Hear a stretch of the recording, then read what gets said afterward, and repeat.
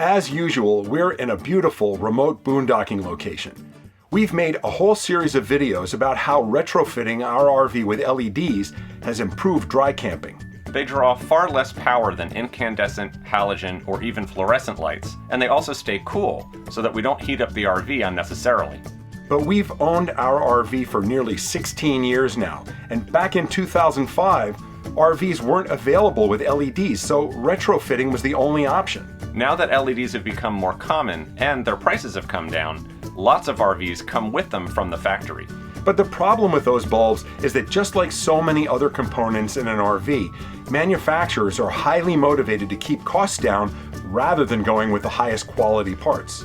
Every single LED that we've outfitted our entire RV with came from M4. Since we started our retrofit project 6 years ago, we've never had a single bulb failure. Since Steve obviously knows more about what makes a high-quality LED than anybody else we know, we asked him if he'd join us to answer some questions about replacement modules for factory-installed LEDs and to announce a special discount and a new giveaway. Hey Steve, thank you so much for joining us here over Zoom. Hey Peter, hey John, it's good to see you again, even if it's remote. We're out here in the Arizona desert boondocking, using our M4 lights to keep our power usage down as usual. Thank you very much, as always, for Very those. good, looking good, and thank you for the kind words. So the big thing about LEDs is something you've told us a bit about, which are the electronics and the heat sinks in them that kind of differentiate the quality and the longevity of the bulbs. To put in a adequate heat sink on a bulb, you want to use as much aluminum as possible, and to have a circuit that's going to be able to handle power fluctuations of RV, which is a very harsh environment for any kind of electronic. You need to put in larger circuitry to protect it. Yeah, and I would imagine with the variations that you see from the charger coming on or off, or from solar running, that you do see a big voltage difference between a partially drained battery and one that's getting, ramped up power charging. Very much. Overall, power delivery is so important for LEDs and any other electronics, whether it's a radio or anything else in the RV. Your battery condition is very important because they work as an isolator. When you're on shore power, you're not actually running shore power to the lights, you're running shore power to charge batteries. Your lights are running off the batteries. So you'll see lesser LEDs have catastrophic failures and other problems, whereas ours can tolerate more dirty power, as we call it. So how does some of that factors, the circuitry and the heat sinks, how does that play into the difference between the OEM bulbs and retrofit bulbs, for instance? Typically, a retrofit bulb that we do, you're going to see the aluminum on the outside, and you're going to see the circuitry. It's going to be a little bit more exposed. When it's a OEM LED light, oftentimes you'll look at it and you're just not going to see the componentry. You're going to see very small components, and the substrate that the LEDs are mounted on is just going to be a fiberboard. So instead, we use more aluminum and we use the larger circuitry. If you look at a home LED bulb, you'll notice that a lot of times around the neck, they have aluminum and they have fins. It's so critical to pull that heat away from the LEDs for the LEDs to last. Now, on the bulbs that we've replaced around our rig, you know that most of them, other than the fluorescents, which take a little bit more installation, the old bulb can simply be unplugged and the new LED put in, whether it's a pin base or a wedge base or a round base. That's kind of where the new RVs are different, right, with the fixtures? Yeah, they are. A lot of times the fixture is going to be something like this. It's going to be LED. And it's very common to have the round halogen style fixtures now in the ceilings. And so a lot of times if you're going to have a flickering problem, you're going to have any other kind of problem with that module. You're not going to be able to go out and just get a module from the OEM supplier. If you try to get a replacement module, what they're going to tell you is you have to replace the entire lamp.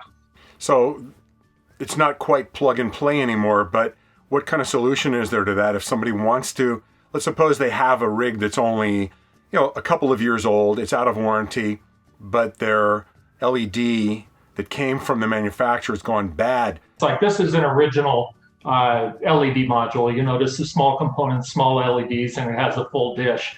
This one in particular is just held in with a couple screws. You do need to remove the fixture from the ceiling in order to do the wiring. But what we do is we make an entire plate with the 2 screws again that screws into the OEM fixture. The lens cover still fits on. You get a better light, and it's kind of hard to see on particular models, but there's large electronics that are within these 2 panels, and this panel is aluminum, so it actually draws the heat away from the LEDs for a long life on those.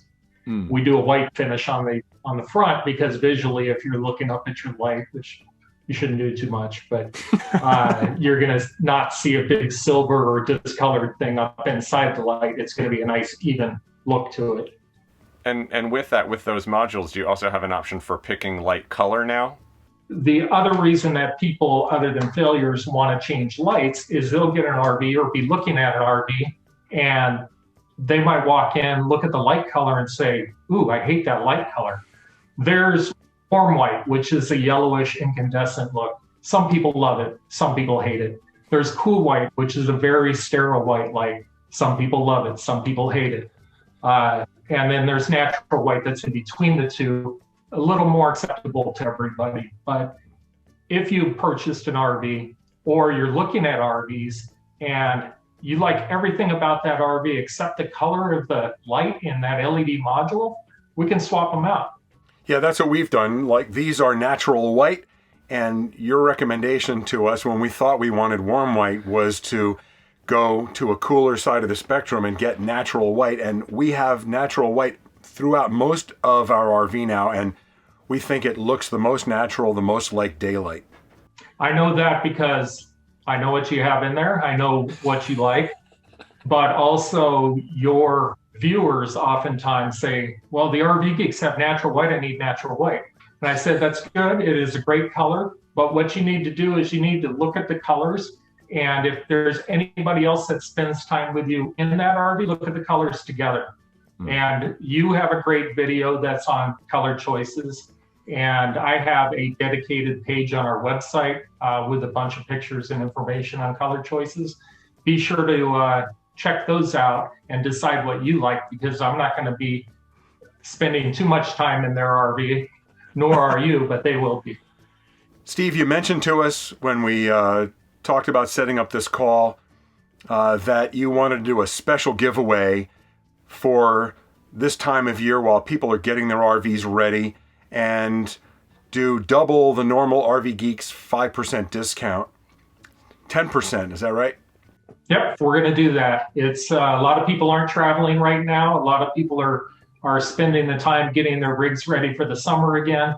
So let's get those projects done, and we'll double it. We'll do RVgeeks 10, and that code will be good on the top of your order on anything you purchase it in for until the end of March. Nice. Fantastic. So we'll put a little note about that down in the video description. RVgeeks 10 will be the discount code instead of our usual RVgeeks 5, which will continue to be active indefinitely. And the last thing I want to mention is you said you had something to give away. Can you tell us what that is? People like giveaways, don't they? I think so. I think we have a good one. So. Do it a little bit different this time. We have something new, and just got them in, and it has a remote control. Ooh, that's always that looks interesting. A power 60-watt articulating spotlight. So I think you need. It's motorized. you can move it up. Cool. You can move it down. You can move to side. 60 watts. A nice bright pencil beam to find your next boondocking camping site. Oh, that sure would come in handy out here in the desert. And, yeah, for sure. Let me grab it real quick and show you. So. Oh, it's big. Yeah, it's good size. Wow. You notice it's heavy too. 60 watts, has a full, again, it's got a massive aluminum heatsink that's inside this case on the light itself. It has a silicone pad on the bottom. It has super strong magnets on the bottom, so it can be mounted on a magnetic surface. or it also does have screw holes where you can drill through and seal it up. I have one of these on my personal RV, and what I've done is I actually put a galvanized plate up on the roof so that it's all sealed up and I have the cord going through. But then come storage time, because we don't use our stuff quite as much as guys like you use your stuff, unfortunately, I can go up there, I can disconnect the seal pack cord, and I can take it off and put it away while we're in storage. Other thing is you can cover it up. So it's got that neat feature. Or if you just want to temporarily put it up while you're finding something, you got the magnetic base. If you want to fully seal mount it, you can do that as well. And neat little thing. So Yeah, that's cool. that's corded, because now I know there are cordless ones too. What's the advantage over a corded versus cordless? It's just so dependable to have something like this that's corded. And when you need it, maybe if you don't go out all the time, you go to grab the remote and the remote batteries are dead again. So then you're sitting there waiting to get batteries. You're not going to have that problem. So what does something like that cost on your website? It is priced at $250. So somebody, nice giveaway. Yeah, one lucky RVgeeks viewer is going to win one of those spotlights courtesy of Steve at M4. We will put complete details down below on how to enter on our website. The entry form will be on the blog post related to this. So if you're watching on YouTube and you want to enter, look in the video description or the first pinned comment for the link to the giveaway and enter for your chance to win that cool spotlight. And if you ever have any questions about retrofitting an LED, whether it's a factory module or a standard light, we have over 250 colors and styles for interior lights alone. That's what we primarily do. You can call me, you can email, any questions. I'd rather answer questions beforehand, during, and after than to get you the right thing that you need. Well, thanks so much, awesome, Steve. Thank you so much for taking the time, kind of filling in a little more on this, particularly on this gap between the older style of RVs like we have that didn't have any LEDs and how to deal with newer ones that do. And thanks so much also for the 10% off for everybody through March 31st, 2021, and the giveaway. Again, good luck to everybody in that. We'll put details down below. You can see it's gotten dark already out here in the desert while we've been talking. So it's a good thing our we lights have. are LED. It's a good thing because we're off grid and they are pulling practically no power. Enjoy. Thanks so much, Steve. Thanks a lot, Steve. Take Stay care. safe. See you next time.